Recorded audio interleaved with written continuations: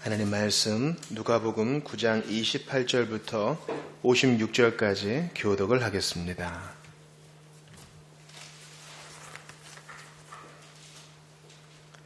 다 찾으신 줄 믿고 제가 먼저 28절을 읽겠습니다. 이 말씀을 하신 후 8일쯤 되어 예수께서 베드로와 요한과 야고보를 데리고 기도하시러 산에 올라가사 기도하실 때에 용모가 변화되고 그 옷이 휘어져 광채가 나더라. 문득 두 사람이 예수와 함께 말하니 이는 모세와 엘리야라. 영광 중에 나타나서 장차 예수께서 예루살렘에서 별세하실 것을 말할세 베드로와 및 함께 있는 자들이 깊이 졸다가 온전히 깨어나 예수의 영광과 및 함께 선 두 사람을 보더니 두 사람이 떠날 때에 베드로가 예수께 여짜오되 주여 우리가 여기 있는 것이 좋사오니 우리가 초막 셋을 질 때 하나는 주를 위하여 하나는 모세를 위하여 하나는 엘리야를 위하여 하사이다 하되 자기가 하는 말을 자기도 알지 못하더라. 이 말을 지음에 구름이 와서 그들을 덮는지라. 구름 속으로 들어갈 때에 그들이 무서워하더니 구름 속에서 소리가 나서 이르되 이는 나의 아들 곧 택함을 받은 자니 너희는 그의 말을 들으라 하고 소리가 그침에 오직 예수만 보이더라. 제자들이 잠잠하여 그 본 것을 무엇이든지 그때에는 아무에게도 이르지 아니하니라. 이튿날 산에서 내려오시니 큰 무리가 맞을세 무리 중에 한 사람이 소리질러 이르되 선생님 청컨대 내 아들을 돌보아 주옵소서. 이는 내 외아들이니이다. 귀신이 그를 잡아 갑자기 부르짖게 하고 경련을 일으켜 거품을 흘리게 하며 몹시 상하게 하고야 겨우 떠나가나이다. 당신의 제자들에게 내쫓아 주기를 구하였으나 그들이 능히 못하더이다. 예수께서 대답하여 이르시되 믿음이 없고 패역한 세대여 내가 얼마나 너희와 함께 있으며 너희에게 참으리요 내 아들을 이리로 데리고 오라 하시니 올 때에 귀신이 그를 거꾸로 뜨리고 심한 경련을 일으키게 하는지라. 예수께서 더러운 귀신을 꾸짖으시고 아이를 낳게 하사 그 아버지에게 도로 주시니 사람들이 다 하나님의 위엄에 놀라니라. 그들이 다 그 행하시는 모든 일을 놀랍게 여길세 예수께서 제자들에게 이르시되 이 말을 너희 귀에 담아두라. 인자가 장차 사람들의 손에 넘겨지리라 하시되 그들이 이 말씀을 알지 못하니 이는 그들로 깨닫지 못하게 숨긴 바 되었습니다. 또 그들은 이 말씀을 묻기도 두려워하더라. 제자 중에서 누가 크냐 하는 변론이 일어나니 예수께서 그 마을에 마음이 변론하는 것을 아시고 어린아이 하나를 데려다가 자기 곁에 세우시고 그들에게 이르시되 누구든지 내 이름으로 이 어린아이를 영접하면 곧 나를 영접하며 또 누구든지 나를 영접하면 곧 나를 보내신 이를 영접함이라. 너희 모든 사람 중에 가장 작은 그가 큰 자니라. 요한이 여짜오되 주여 어떤 사람이 주의 이름으로 귀신을 내쫓는 것을 우리가 보고 우리와 함께 따르지 아니하므로 금하였나이다. 예수께서 이르시되 금하지 말라. 너희를 반대하지 않는 자는 너희를 위하는 자니라 하시니라. 예수께서 승천하실 기약이 차감해 예루살렘을 향하여 올라가기로 굳게 결심하시고 사자들을 앞서 보내심에 그들이 가서 예수를 위하여 준비하려고 사마리아인의 한 마을에 들어갔더니 예수께서 예루살렘을 향하여 가시기 때문에 그들이 받아들이지 아니하는지라. 제자 야고보와 요한이 이를 보고 이르되 주여 우리가 불을 명하여 하늘로부터 내려 저들을 멸하라 하기를 원하시나이까. 예수께서 돌아보시고 꾸짖으시고 같이 봅니다. 함께 다른 마을로 가시니라. 아멘. 우리 기도합시다. 하나님, 분주한 마음을 내려놓고 이 시간 주의 말씀을 받습니다. 저희들은 하나님 말씀이 필요한 자임을 고백을 합니다. 밥을 먹으면 몸뚱이는 움직일 수 있을지 몰라도 하나님 말씀 영의 양식이 없으면 저희는 공허하고 우울하여 삶의 의미를 찾지 못한 채 살았지만 송장처럼 지낼 때가 얼마나 많은지 모릅니다. 이 시간 바라오니 살아계신 성령께서 선포되는 말씀을 잘 깨닫고 그 말씀대로 살 수 있도록 힘주시고 감동 주시기를 간절히 바라고 원합니다. 귀로 듣고 머리로 기억하는 말씀이 많다고 하나님을 아는 것이 아니요 오직 감동되어 순종하는 자가 아버지를 안다 하셨사오니 이 시간 저희에게 들은 말씀이 먼저 감동으로 신비에 새겨지도록 은혜를 베풀어 주시옵소서. 어린아이들에게도 밝히 이해할 수 있는 총명함을 주시고 특별히 방학 중에 있사오나 게으름에 빠지지 아니하고 지혜와 지식 가운데 거할 수 있도록 은혜 주시옵소서. 하나님, 봄이 오고 있습니다. 날씨가 바뀌면서 몸이 아픈 자들 많이 있사오니 그들의 아픈 몸과 마음에 함께 하시고 안수하여 주시사 속히 낫게 하여 주시옵소서 바라고 원합니다. 내 직장, 내 가정, 내 몸뚱이, 나의 안녕과 행복만을 위하는 이 세대에 하나님, 다른 일을 위해서, 연약한 자를 위해서, 하나님과 잃어버린 자들을 위해서 사는 복된 인생 되기를 원하오니 가치관이 변하는 것 우리 힘으로 안 되고 결심으로 안 됩니다. 주님께서 바꾸어 주시옵소서. 이 시간 예배 중에 특별히 말씀의 선포 가운데 놀라운 일 행하실 주님을 기대합니다. 예수님 이름으로 비옵나이다. 아멘. 우리 서로 인사합시다. 안녕하세요. 안녕하세요. 반갑습니다. 반갑습니다. 오늘 집안 행사와 또 몸이 편찮으셔서 못 온 가정들이 있는데 여러분 기도해 주시기를 바랍니다. 짧게 우리 교회 사면에 있는 교회 소식을 알려드리겠습니다. 공식적인 금요 기도회가 당분간 종료됩니다. 사정은 제가 나중에 말씀드리겠지만 그러나 기도회 자체가 없는 것은 아니고 가정에서 식구들과 꼭 기도하시기 바랍니다. 순서지를 만들어 놓았으니까 뒤편에서 수령하셔서 꼭 참고하셔서 금요일은 기도회 하는 날 이렇게 아시면 되겠습니다. 기도회는요, 모든 가족 모임은 15분을 넘기면 안 됩니다. 은혜가 넘치면 20분이면 좋게요. 20분이 넘어가면 몸이 뒤틀리고요, 딴 생각이 납니다. 특별히 어린아이들과 자녀들과 함께 기도회 하시는 분들은 시간이 길어지지 않도록 좀 신경 써주시기를 바랍니다. 요리문답 오늘은 116, 119문, 이제 하이델베르 교리문답의 가장 마지막 부분인 기도에 대해서 배웁니다. 2월 후원금을 전달했습니다. 위에서 마음을 모아주시고 이번 주 성경 통독을 적어드렸습니다. 매일 3장, 또 토요일과 주일에는 4장씩 읽어서 꼭 2016년은 성경 일독에 성공하시는 우리 모든 교우들 되시기를 바랍니다.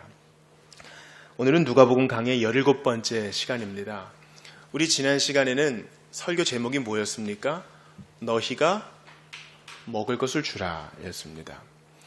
그때 이제 주님이 제자들을 파송하시면서 사람들에게 천국 복음을 전파하시고 동시에 귀신도 쫓아내고 병도 고쳐주게 하셨어요. 우리 예수님의 사역은 그저 당신은 잘 될 겁니다. 하나님 당신을 사랑하십니다.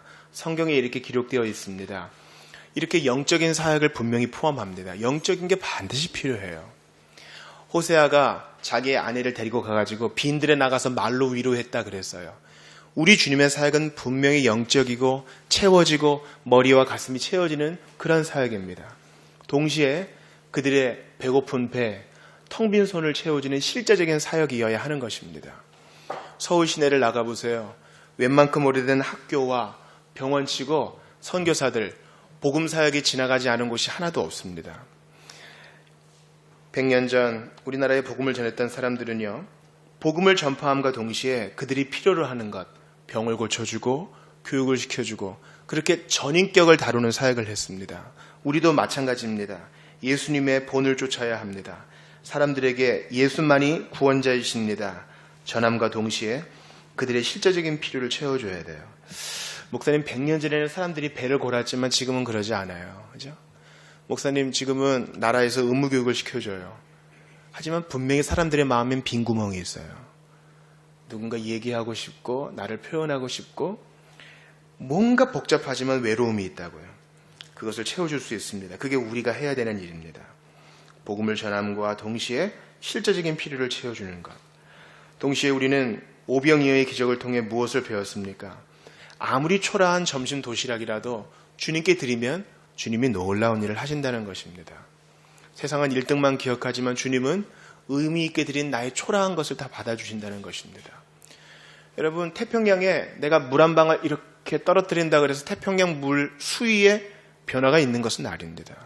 그러나 하나님은 우리가 드린 그 작은 것을 귀히 여기세요. 어린아이가 삐뚤빼뚤 엄마 아빠 생일 축하합니다 적은 그 카드를 부모는 감동으로 받습니다. 부모의 지갑에 10,000원짜리 한 장 늘어나지 않아요. 그러나 그것은 주님을 기쁘시게 합니다. 어버이가 기뻐하는 것과 똑같은 이치입니다.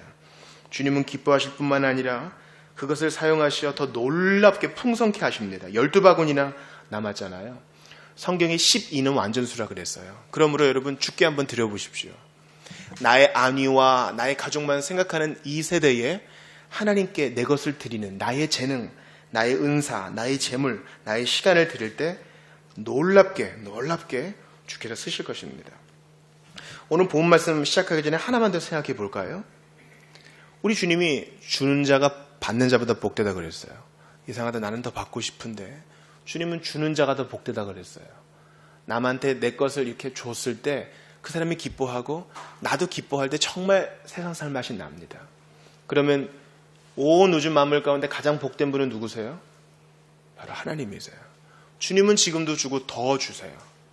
마치 자기를 다 비워내시려는 양 계속 우리에게 주세요. 은혜와 사랑을 베풀어 주세요. 가장 귀한 것, 공기와 물, 우리의 돈으로 살 수 없지만 주님은 계속적으로 베풀어 주십니다. 질서를 베풀어 주십니다. 그러니 가장 복된 분이세요. 그 복된 분의 뒤를 따라가는 우리들도 끊임없이 자기를 비워내야 됩니다. 오늘은 누가복음 강의 17번째 시간입니다. 산에서 내려오시니. 이게 과연 무엇인가?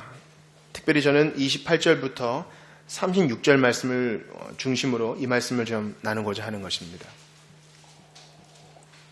이 말씀을 하신 후 주님이 세 제자를 데리고 베드로, 야고보, 요한을 데리고 산에 올라가셨습니다. 우리가 보통 이것을 전통적으로는 변화산 이렇게 배우는데 이 산 이름은 변화산이 아니에요. 아무튼 주님의 용모가 변화되었다는 의미에서 변화산이라고 할 뿐입니다. 그런데 이 말씀을 하셨다. 이 말씀은 무엇인가? 여러분 성경 읽을 때 이런 지시대명사를 잘 봐야 돼요. 27절을 보세요. 내가 참으로 너희에게 이르노니 여기 서 있는 사람 중에 죽기 전에 하나님의 나라를 볼 자들도 있느니라. 그러니까 여러 가지 해석이 있지만 하나님의 나라를 볼 자들은 누굽니까?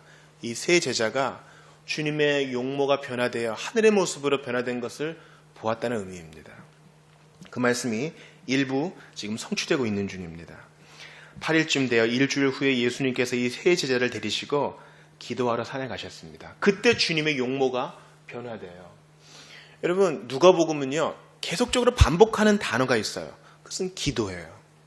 또 어린아이 반복해요. 또 주님이 약한 자를 돌아보셨다. 그거 기도만이에요. 그리고 여러분 누가복음과 사도행전이 원래 같은 책이라 그랬잖아요. 성령도 많이 나와요. 기도, 성령, 어린아이, 여인들.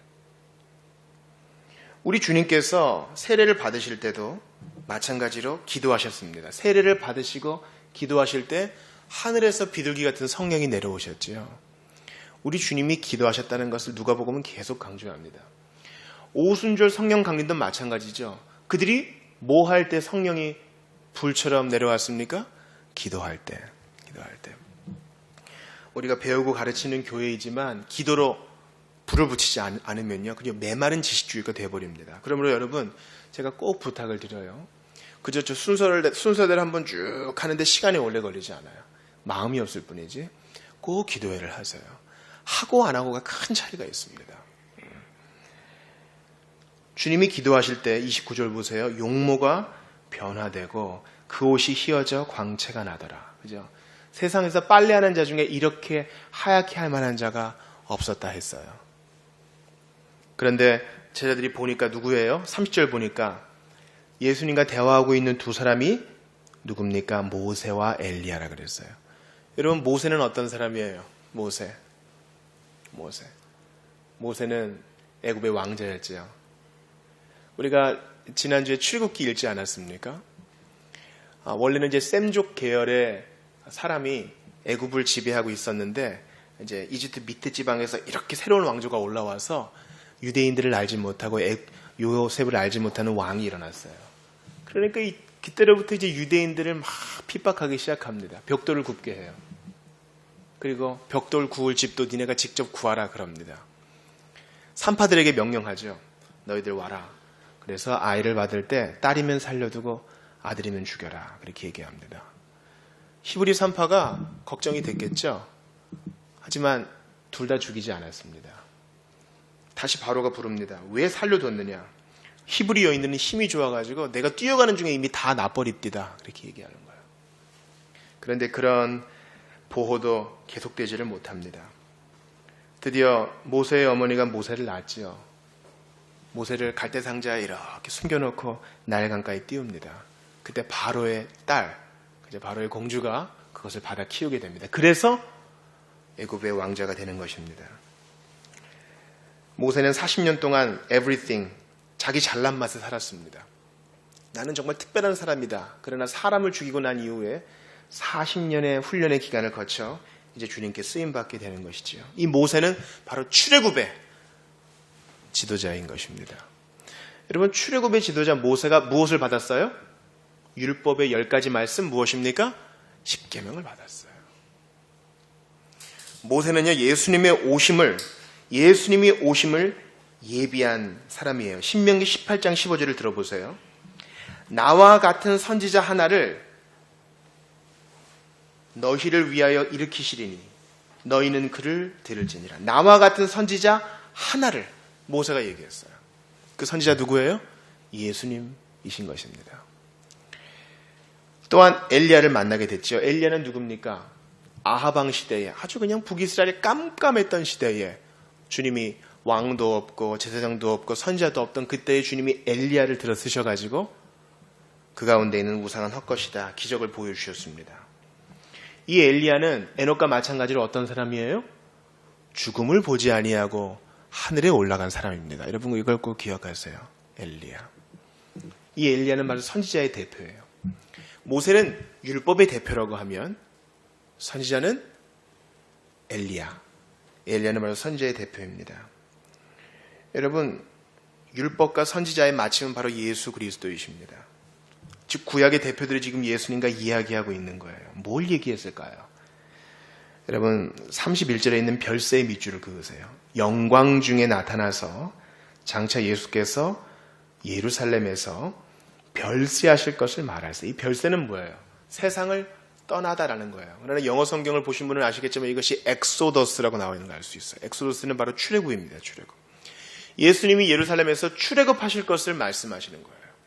모세가 이스라엘 백성을 데리고 홍해를 건넌 것처럼 우리 예수님은 그분을 믿는 자들을 데리고 당신의 죽음을 믿는 자들을 데리고 죽음의 강을 건너시는 것입니다. 우리 주님의 출애굽은 무엇입니까? 바로 죽으시고 부활하시기 위함입니다. 그러니까 우리가 바로 영적 이스라엘인 사실이에요. 그 별세를 말했던 것입니다.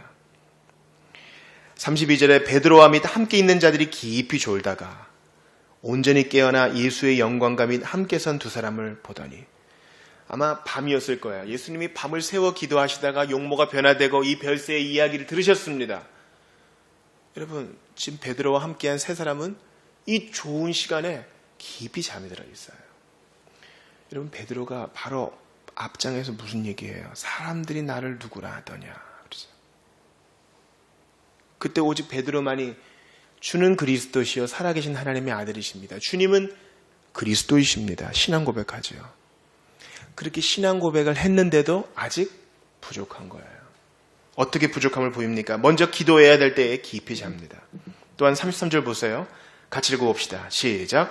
두 사람이 떠날 때에 베드로가 예수께 여짜오되 주여 우리가 여기 있는 것이 좋사오니 우리가 초막셋을 짓되 하나는 주를 위하여 하나는 모세를 위하여 하나는 엘리야를 위하여 하사이다. 하되 자기가 하는 말을 자기도 알지 못하더라. 여러분 기도할 때 중요한 것은 잘 들으세요. 기도할 때 중요한 것은 정신을 온전히 차려야 되는 것이에요. 자기가 알지 못하는 무슨 방언으로 기도한다 손 치더라도 항상 정신은 올바라야 돼요. 기독교에 있어서 특별히 성경의 가르침을 찾는 우리들은요, 항상 우리의 자아의식이 제대로 있어야 되는 것입니다. 몽환 중에 정신이 애매하게 풀려있는 중에 주님을 만났다, 무슨 접신을 한다, 그런 것이 아니에요. 정신줄을 놓아서는 안 됩니다. 지금 베드로는 자기가 무슨 말을 하고 있는지 몰라요. 이게 베드로의 약점이에요. 그러니까 여러분 뭐예요? 신앙 고백을 아무리 기가 막히게 하고 회원선서를 아무리 멋지게 해도 시간이 필요한 거예요. 훈련이 필요한 거예요. 야, 나 저 사람이 저럴 줄은 몰랐어. 여러분 지금 베드로가 초막을 3개 짓는다잖아요. 그거는 예수님이 더 크신 분이란 걸 아직 몰라요.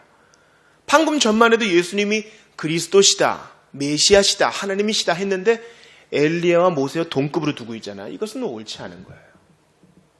아직 지금 베드로는 신앙 고백다운 삶이 이루어지지 않았어요. 그래도 주님은 책망치 않으시고 기다려줘요. 교회에서도 마찬가지예요. 내가 원하는 만큼 빠른 속도로 저 사람이 잘하지 못해도 끝까지 가는 거예요. 느려도 가는 거예요. 기다려주는 거예요. 불 켜고 기다려주는 것입니다. 이게 주님의 방식이에요. 또 하나, 기도할 때 무슨 말을 할 때이든지 우리는 정신을 올바로 차려야 하는 것입니다. 자기가 무슨 말 하는지도 모르게. 그래서는 안 된다는 거예요. 그래서 예수님이 뭐라 그러세요? 기도할 때 뭐 하지 말라? 중언부언하지 말라 하는 거예요. 말을 많이 하여야 듣는 줄 아느니라. 그것은 누구의 기도예요? 이방인들의 기도예요. 왜요? 혹시라도 그 우상이 못 들을까 봐. 혹시 잠이라도 잤는가? 어디 외출이라도 갔는가? 계속 알려줘야 되는 겁니다.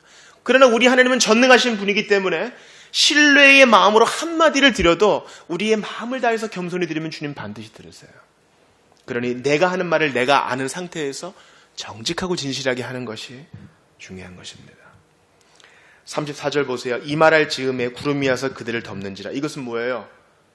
모세가 회막을 만들었을 때에 솔로몬이 성전을 봉헌했을 때에 임했던 바로 그 구름, 쉐키나의 영광입니다. 그 구름은 하나님의 임재예요. 그들이 뭐하더라? 무서워하더니. 왜 무서워해요? 이사야가 하나님의 영광을 봤을 때에 화로다 내가 죽게 되었도다. 예수님 만난 사람들이 나를 떠나소서.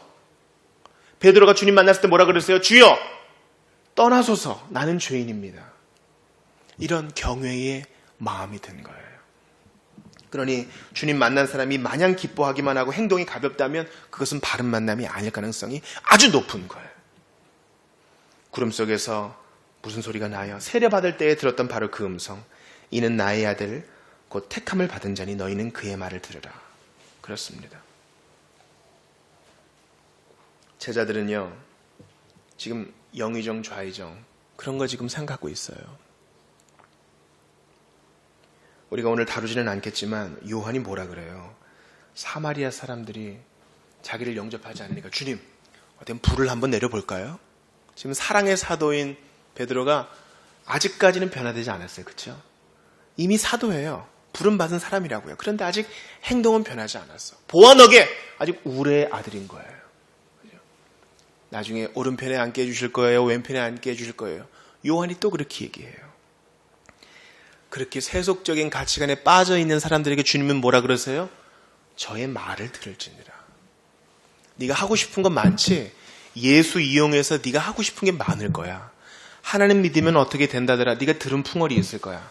그러나 중요한 건 너의 기대와 생각을 다 꺾어놓고 35절의 후반 너희는 그의 말을 들으라. 이것입니다. 우리의 문제점은 뭐예요? 너무 우리 생각이 앞에 가 있어요. 내가 이렇게 하면 이런 계획을 세우고 앞으로 이런 발걸음을 가다 보면은 이런 일이 생기겠지? 그러나 주의 말씀을 듣는 일에 있어서는 너무나 어리석은 것입니다. 너희는 그의 말을 들으라. 저는 요즘 성도들을 위해서 이렇게 통독을 녹음하고 또 통독하는 본문을 올려주는 그 재미가 참 좋은 것 같습니다. 마치 어떤 생각이 나냐면 애들이 어릴 때 아빠 책 읽어주세요 할 때 피곤하지만 애들 무릎에 앉히고 책을 읽어주던 그런 생각이 나요. 어떤 방식으로든 성도들이 성경을 읽으면 좋은 것이지요. 그러나 그것을 제가 눈으로 읽는 게 아니라 입으로 읽을 때에 너희는 저희 말을 들으라. 주의 말씀이 더 가깝게 와닿아요. 세상에 이런 게 있었구나 하는 것을 경험하게 됩니다. 너희는 그의 말을 들으라. 그러니 여러분 나의 생각과 방법을 다 내려놓고 먼저 주의 말씀을 들으십시오. 가능하면 소리내어 들으십시오. 그게 아주 중요합니다. 여러분 전 세계에 많은 사람이 있고 너무너무 인류가 지금 발전하고 있잖아요. 그럼에도 불구하고 70%의 사람은요 문자를 통해서 배우는 사람들이 아니에요. 그걸 아셔야 돼요. 지금 뭐 전 세계가 다 똑같이 잘 살고 다 인터넷하고 다 차를 끌고 다니고 다 컴퓨터를 하고 그런 세상이 아닙니다. 70%의 사람, 60억에서 70%면 몇 억이에요. 아주 많은 사람들이 여전히 이렇게 책으로 공부하는 사람들이 아니라 듣고 공부하는 사람들이에요. 그러니 주의 말씀을 들으십시오. 설교 말씀을 들으십시오. 성경을 직접 읽어서 그게 내 귀에 들리게 하십시오. 나중에 자녀가 크면 애가 아직 어릴 때에도, 신생아일 때에도, 뱃속에 있을 때에도 엄마의 입에서 나오는, 아빠의 입에서 나오는 주의 말씀을 듣게 해주십시오. 그렇게 해야 우리 멋대로 살다가 망하는 것을 방지할 수 있는 것입니다. 주의 말씀을 듣는 것. 여러분, 지금 산 밑에서 무슨 일이 일어나요? 아홉째 아들이 정신을 못 차리고 있어요. 아니, 그전에 주님이 파송할 때는 말씀도 전하고 귀신도 제어하고 병자도 고쳐줬는데 지금 그 외아들, 거품을 흘리면서 마치 간질 들린 것 마냥 귀신에게 사로잡힌 그 아들 하나를 지금 고치지 못하고 있는 거예요. 주님이 믿음이 없는 세대라고 책망하고 계시죠. 그러니 이만하면 됐다 할 그때에 또 성경을 펴야 돼요. 너희는 그의 말을 들으라. 이만하면 됐지, 이 정도 고생하면 됐지 했을 바로 그때에 또 말씀의 자리로 나와야 하는 것입니다. 36절 보세요. 소리가 그침에 오직 예수만 보이더라. 오직 예수만 보이더라. 제자들이 잠잠하여 그 본 것을 무엇이든지 그때에는 아무에게도 이르지 아니하니라. 이 말은 무엇입니까? 아직까지 다른 제자들이 주님이 모세와 엘리야와 대면하여 말할 정도로 영광스러운 분이라는 것을 받을 준비가 안 돼 있어요. 이게 오늘 제가 여러분과 나누고 싶은 말씀입니다. 그런데 제가 제목을 어떻게 잡았다고요? 산에서 내려오시니. 바로 오늘 보면 30절에 나온 말씀이에요. 이튿날 산에서 내려오시니. 그들이 이제 밤에 기도하고 밤에 그것을 경험하고 이제 내려왔다는 것이에요. 산에서 내려오시니. 산 밑에는 무슨 일이 있어요? 산 위와 완전히 다른 일들이 기다리고 있어요. 산 위에서는요, 영광이 있어요. 밑에 안 내려가도 좋으니 여기서 초막을 세우고 싶어요. 여기서 지내고 싶어요. 그런데 주님은 뭐라고 말씀하세요? 별세를 말씀하세요. 아니야, 여기 있고 싶지만 나 내려가서 죽어야 돼. 주님이 그 말씀을 하세요. 산 밑에는 뭐가 기다리고 있어요? 아직까지 정신 못 차리는 9제자가 있어요. 한때는 영광스럽게 일을 좀 하는 것 같은데 지금은 믿음이 없어가지고 꾸중을 듣는 제자들이 있다고요. 밑에는 제자들이 있어요. 영의정, 좌의정, 너 오른편, 나 왼편, 너 비서실장, 나는 행동대장. 이렇게 서로 감투질하는 제자들이 있어요. 정신을 못 차려요.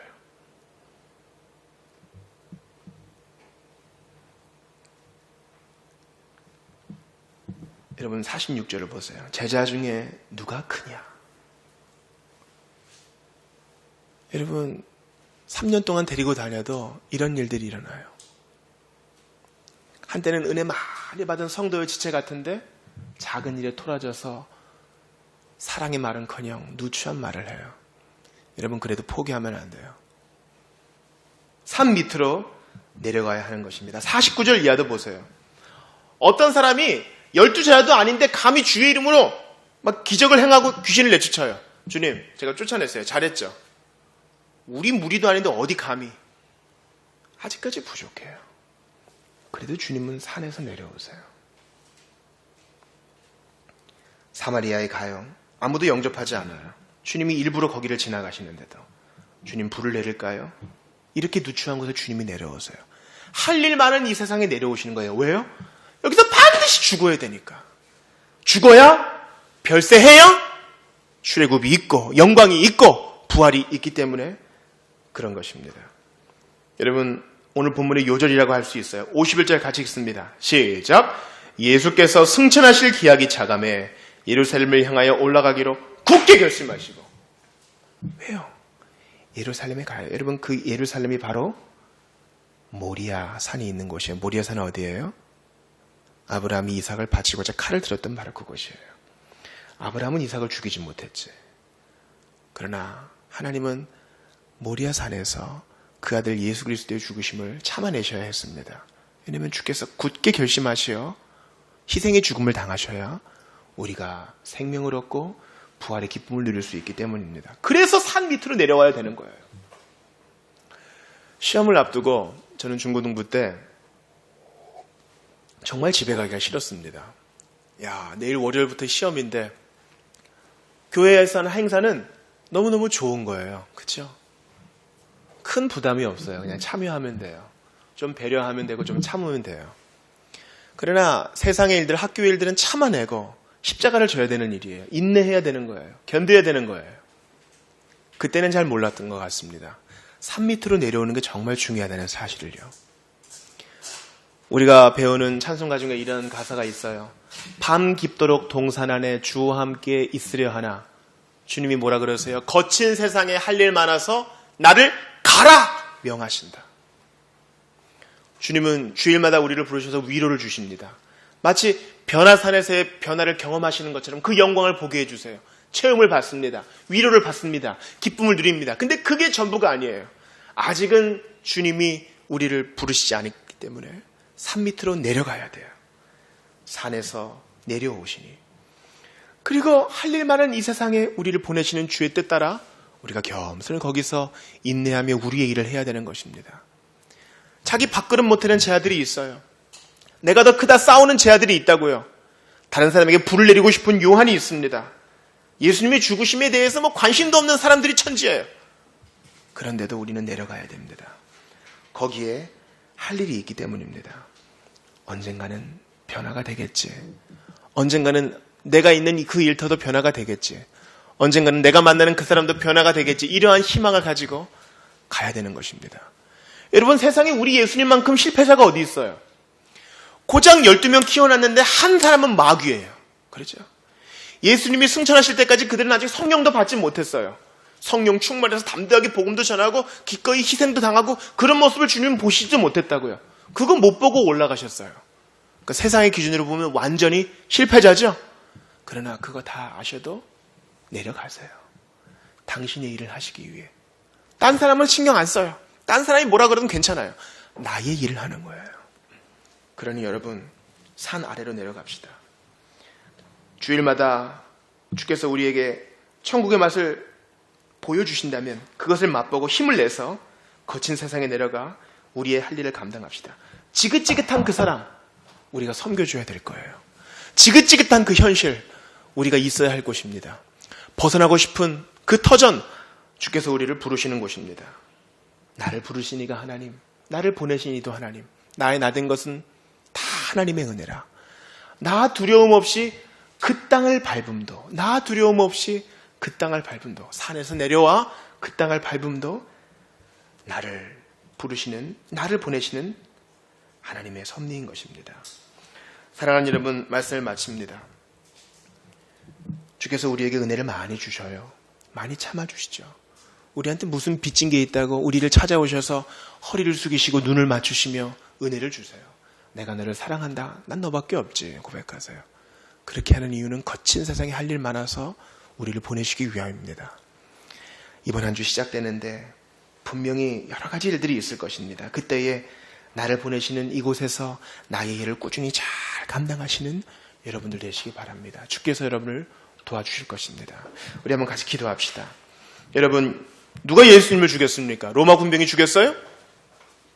가룟 유다가 죽였습니까?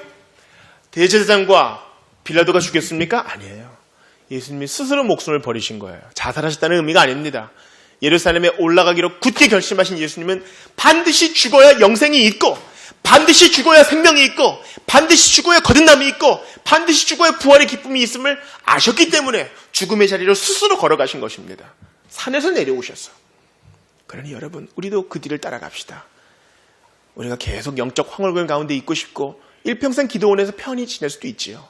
그러나 우리가 돌아가야 될 일터와 가정과 삶의 현장이 있어요. 지긋지긋합니다. 벗어나고 싶어요. 공부도 안 하고 싶고 돈 벌기 위해 일도 안 하고 싶고요. 껄끄러운 그 사람 만나기도 싫어요. 그러나 우리를 보내세요. 주의 뜻이 있습니다. 그곳에 가기로 굳게 결심하여 주의 복을 받고 주의 위로를 받는 우리 모두가 되기를 바랍니다. 오늘 주신 말씀 붙들고 한번 같이 기도합시다.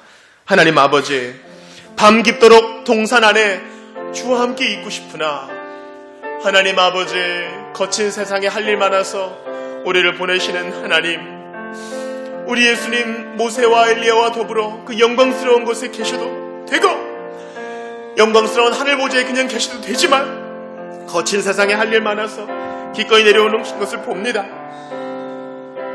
하나님이여 은혜를 베풀어 주셔서 우리 모두를 도와주시기를 바라고 원합니다. 연약한 믿음 가운데 주께서 찾아오시고 내려오시고 하감하셨던 것을 기억하면서 우리도 할 일 많은 이 세상에 보냄받은 백성으로서 우리의 할 일을 잘 감당할 수 있도록 도와주소서.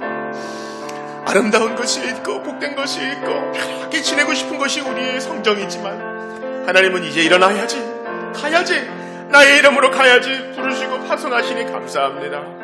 하나님 아버지, 우리가 힘이 빠지고 병이 들고 연약할 때에도 주님은 일으키시는 줄 압니다. 모든 주의 백성과 함께하여 주시옵소서. 하나님 아버지, 사람 변하는 것이 너무너무 시간 많이 들고 우리의 일터가 영원히 변하지 않을 것만 같습니다. 그래도 우리의 할 일을 꾸준히 감당하게 하소서. 십자가 지고 사랑하고 축복하며 견뎌내는 일을 그까지 감당하게 하여 주시옵소서. 예수님의 뒤를 따라가는 우리가 무슨 부귀영화를 누리겠습니까? 무슨 부귀영화를 바라면서 어떤 것을 꿈꾸겠습니까? 그저 우리의 길을 잘 가며 하나님을 바라며 인내하고 바랄 수 있도록 도와주시옵소서. 주여, 우리 모든 주의 백성들 한 가지로 기억하여 주시옵소서. 하나님 아버지, 영광스러운 보좌 있는데도 내려오셨습니다.